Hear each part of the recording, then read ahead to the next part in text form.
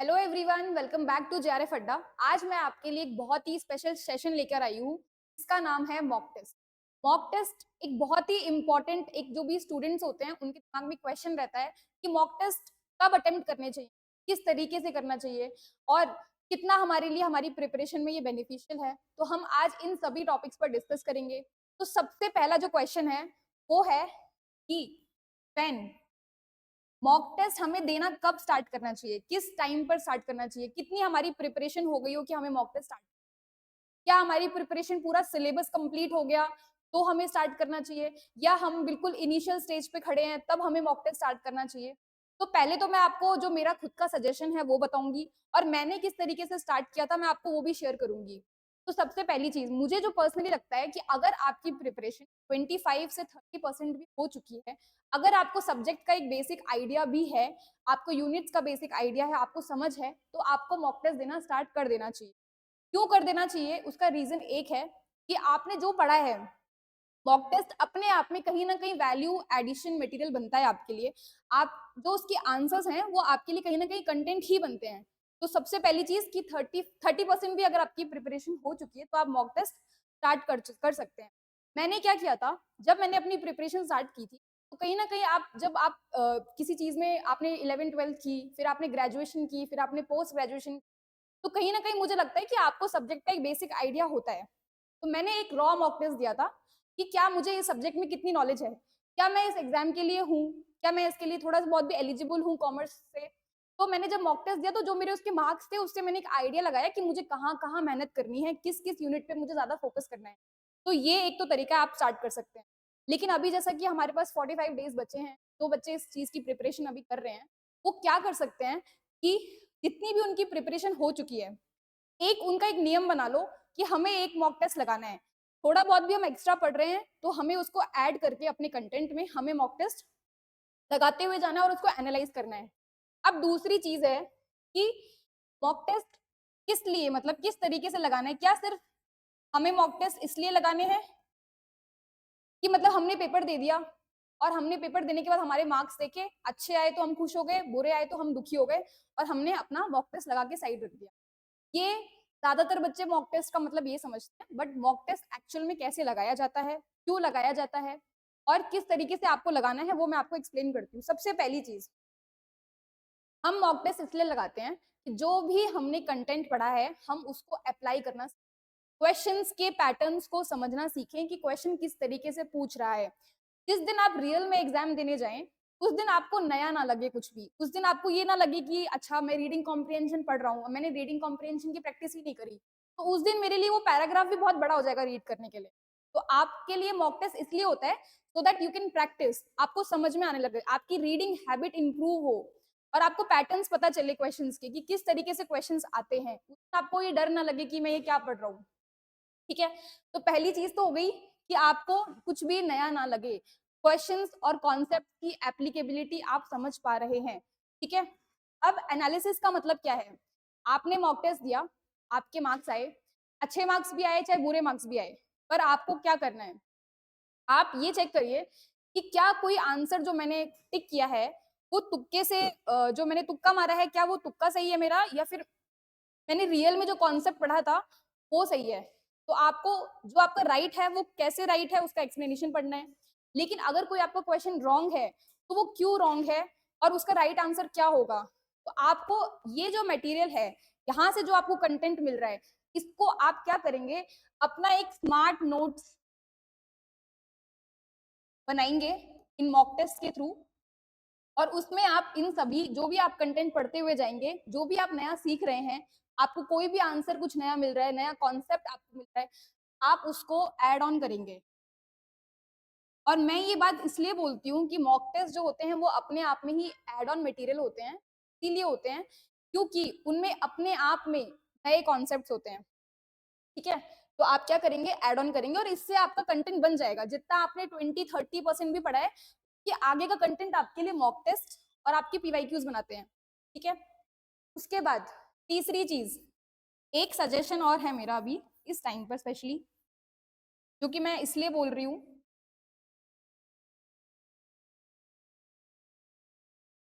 कि इससे आपकी पूरी प्रिपरेशन होती है।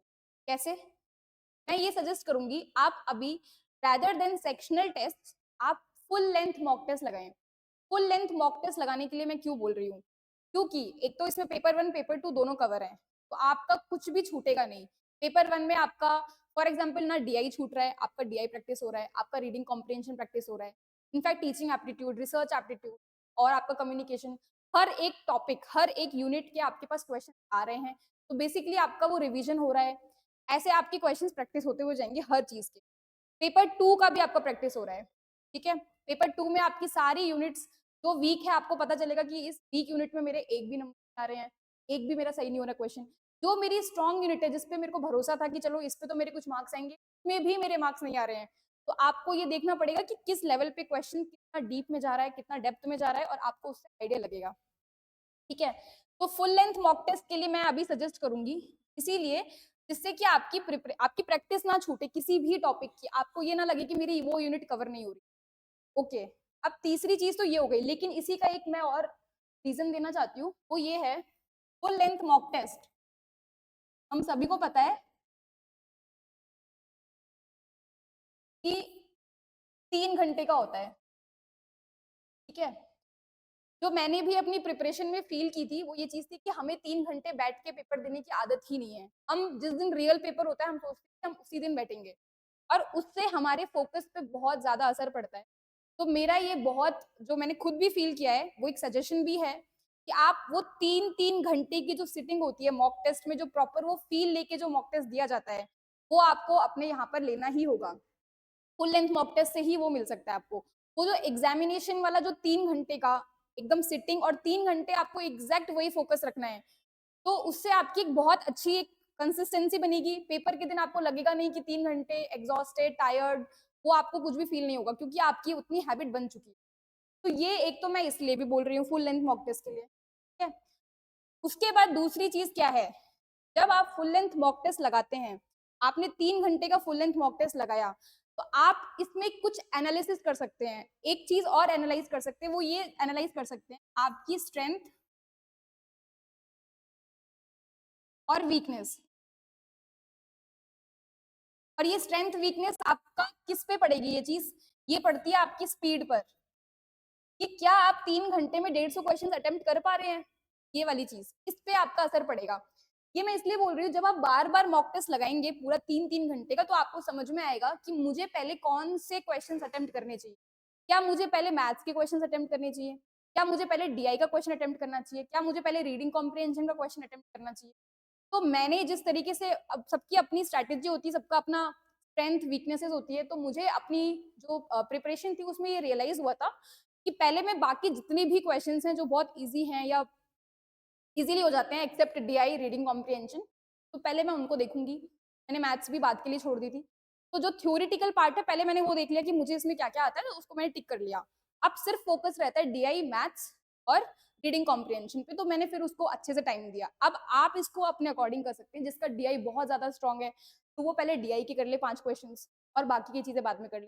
तो ये जो आप एनालिसिस करेंगे ना, ये एनालिसिस आपका फुल लेंथ मॉक टेस्ट से ही होगा, ठीक है। कोई भी यूनिट आपकी छूटेगी नहीं, पहली चीज। दूसरी चीज, आपकी प्रैक्टिस हो रही है। तीसरी चीज, आपकी वो कंसिस्टेंसी बैठ रही है कि आप 3 घंटे पेपर बैठ के दे रहे हैं फुल फोकस के साथ। आपका माइंड उसी तरीके से वर्क कर रहा है जिस तरीके से आपको एक्चुअल में रियल एग्जामिनेशन जो होता है। और चौथी चीज, आपको अपनी स्ट्रेंथ वीकनेसेस, फॉर एग्जाम्पल आप ट्राई कर सकते हैं, यहाँ पर आप हिट एंड ट्रायल मेथड लगा सकते हैं। यहाँ पे प्रैक्टिस कर रहे हैं, वहां पर आपको हिट एंड ट्रायल मेथड नहीं है, वहां तो एक बार में आपका जो रिजल्ट है वो रिजल्ट है। लेकिन यहाँ पर आप ट्राई कर सकते हैं कि मैंने अभी एक मॉक टेस्ट दिया आज, उसमें मैंने पहले डीआई के क्वेश्चन अटेम्प्ट, पर मेरा पेपर पूरा नहीं हो पाया। वो क्यों नहीं हो पाया, क्योंकि मैंने उस तरीके से प्रैक्टिस ही नहीं करी थी, मुझे पता ही नहीं था कि मुझे पहले क्या अटेम्प्ट करना है। अभी जैसे कि मैंने जो पेपर दिया था उसमें सबसे पहले 5 क्वेश्चंस डीआई के आते हैं। अब वो मेरी प्रैक्टिस इतनी हो गई थी कि मुझे पता चल गया था कि ये 5 क्वेश्चन डीआई के कंटिन्यू, आगे चलो 6 क्वेश्चन पे मैं डायरेक्ट चली गई, ठीक है। तो आपका ये आपको समझ में आएगा इस चीज। उसके बाद फुल लेंथ मॉक टेस्ट से एक चीज और होने वाली है आपकी, वो ये है, जो मुझे पर्सनली आप जब प्रैक्टिस करेंगे तो आपके लिए क्वेश्चंस थोड़े से आप उनके साथ नॉर्मल हो जाएंगे।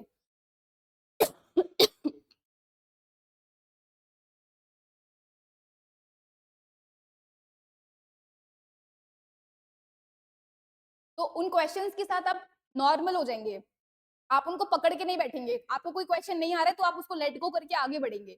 लेकिन आप अगर मेन एग्जामिनेशन में डायरेक्ट जाएंगे तो आपको इतनी समझ भी नहीं है, प्रैक्टिस इतनी हुई नहीं है, तो आप हर क्वेश्चन को एक अलग से टाइम देंगे सोचने में, तो बिल्कुल भी नहीं देना चाहिए। तो आप क्या करेंगे इसमें, जब आप ये प्रैक्टिस करेंगे तो आप कुछ चीजों को यहाँ पर सीखेंगे, लेट गो। जैसे कि आपने एक क्वेश्चन किया जो कि आपको नहीं समझ में आ रहा है, आपको लग रहा है मेरे आउट ऑफ कंटेक्स्ट चला गया मेरे से, तो आप उसको थोड़े टाइम के लिए पोस्टपोन करके मतलब आप आगे बढ़ जाएंगे। अगर आपने प्रैक्टिस करी है, आपको पता होगा कि यार ये कम्युनिकेशन का क्वेश्चन है, इसको आगे देखेंगे, ये इसका क्वेश्चन है तो इसको आगे देखेंगे। अगर आपको नहीं आ रहा है तो बेसिकली आप उससे अटैचमेंट नहीं जोड़ेंगे, वरना हम अटैचमेंट जोड़ के हम उसी क्वेश्चन पे मतलब एक तरीके से हमारा ईगो इतना हर्ट हो जाएगा कि हम उसी को ही सॉल्व करने पे लगे रहेंगे, चाहे वो मैथ्स का हो चाहे वो डीआई का हो। तो हमें वो अटैचमेंट डिटैचमेंट वाला फेज जो है वो इसकी प्रैक्टिस से हो जाएगा। आपको प्रैक्टिस से आपको समझ में आने लग जाएगा कि आगे देखेंगे कोई बात नहीं। प्लस आपका कॉन्फिडेंस भी नहीं गिरेगा, क्योंकि आपको पता होगा कि ये नहीं आ रहा है कोई बात नहीं, मेरा डीआई स्ट्रॉन्ग है, आगे चलते हैं, ये आ गया ठीक है। तो आप ना बहुत ज्यादा खुश होंगे ना बहुत ज्यादा दुखी होंगे, और आपको पेपर में एक्चुअल में न्यूट्रल ही रहना चाहिए। स्टार्टिंग के 5-6 क्वेश्चंस भी नहीं आ रहे तो भी आपको ऐसे दुखी नहीं होना है कि मेरा पेपर अच्छा नहीं जा रहा है, या फिर अभी 4-5 क्वेश्चन नहीं आए, तो आपका इतना कॉन्फिडेंस लो हो गया कि आप आते आते क्वेश्चंस भी छोड़ जाए।